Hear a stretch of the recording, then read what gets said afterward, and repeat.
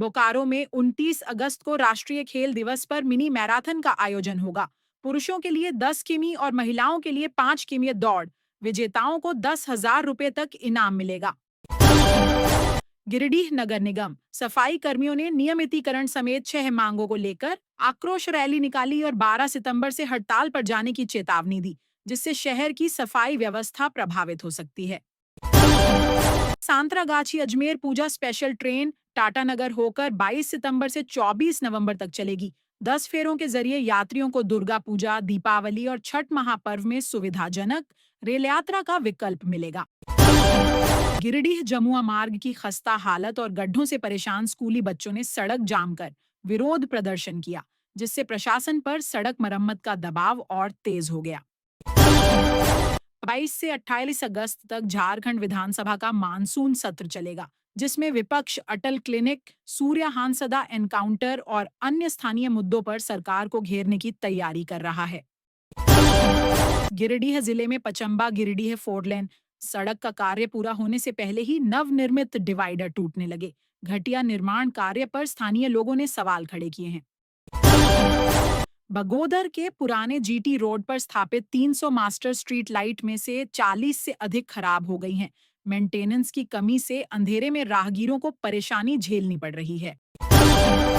बगोदर विधानसभा क्षेत्र की हेटली बौदरा चौथा सड़क कीचड़ से पूरी तरह भर गई है, जिससे पैदल चलना तक मुश्किल हो गया है और लोग विभागीय अधिकारियों की उदासीनता पर नाराज हैं।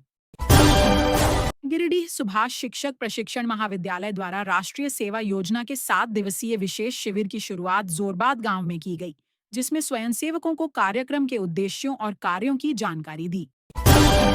10 गिरिडीह अनुमंडल कृषि प्रक्षेत्र पचम्बा सभागार में खरीफ कार्यशाला आयोजित की गई, जहां किसानों को चेतावनी दी गई कि अधिक पानी से फसल को नुकसान हो सकता है और बचाव के उपाय बताए गए। नेत्रहाट विद्यालय प्रवेश परीक्षा 2026 के लिए आवेदन की अंतिम तिथि 31 अगस्त तय की गई है। कक्षा 6 में प्रवेश के लिए इच्छुक छात्र आवेदन कर सकते हैं। झारखंड के 11 जिलों में येलो अलर्ट जारी किया गया है और 14 जिलों में भारी बारिश की संभावना जताई गई है। बंगाल की खाड़ी में बने लो प्रेशर का असर दिख रहा है। रेलवे बोर्ड के कार्यकारी निदेशक ने खड़गपुर मंडल के हल्दिया और तामलुक स्टेशनों का निरीक्षण कर अमृत स्टेशन परियोजना के विकास कार्यों की समीक्षा की और कई सुधारात्मक सुझाव दिए। ढालभूमगढ़ में आयोजित जिला स्तरीय शिक्षा समागम में मैट्रिक परीक्षा में सफल दिव्यांग बच्चों को सम्मानित किया गया। साथ ही एनआईपी 2020 की 5वीं वर्षगांठ पर चर्चा भी की गई।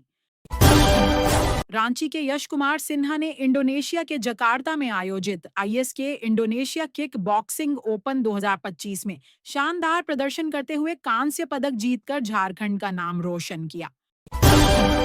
ने अंडर 15 व 17 बालक वर्ग में और सिमडेगा ने अंडर 17 बालिका वर्ग में जीत हासिल की। राज्य स्तरीय खेल प्रतियोगिता में खिलाड़ियों ने उत्कृष्ट प्रदर्शन कर नई उम्मीदें जगाईं। झारखंड में अक्षय ऊर्जा को लेकर वन एवं पर्यावरण विभाग के सचिव अबू बकर सिद्दीकी ने कहा कि राज्य में व्यापक संभावनाएं हैं और आने वाले समय में अग्रणी बनने की क्षमता है। झारखंड बिजली वितरण निगम लिमिटेड ने राज्य भर में 19 और 20 अगस्त को विशेष अभियान चलाकर बिजली चोरी के खिलाफ कार्रवाई की और 1148 उपभोक्ताओं के खिलाफ प्राथमिकी दर्ज की। झारखंड हाईकोर्ट ने स्कूल और हॉस्टल में आग से बचाव के इंतजामों पर राज्य सरकार से जवाब मांगा। दैनिक भास्कर की रिपोर्ट पर स्वतः संज्ञान लेते हुए जनहित याचिका पर सुनवाई की। झारखंड हाईकोर्ट ने सहायक आचार्य शिक्षक नियुक्ति को लेकर राज्य सरकार और जेपीएसएससी से जवाब मांगा है। फूड सेफ्टी अफसर की नियुक्ति मामले पर भी अदालत ने गंभीर सवाल उठाए हैं।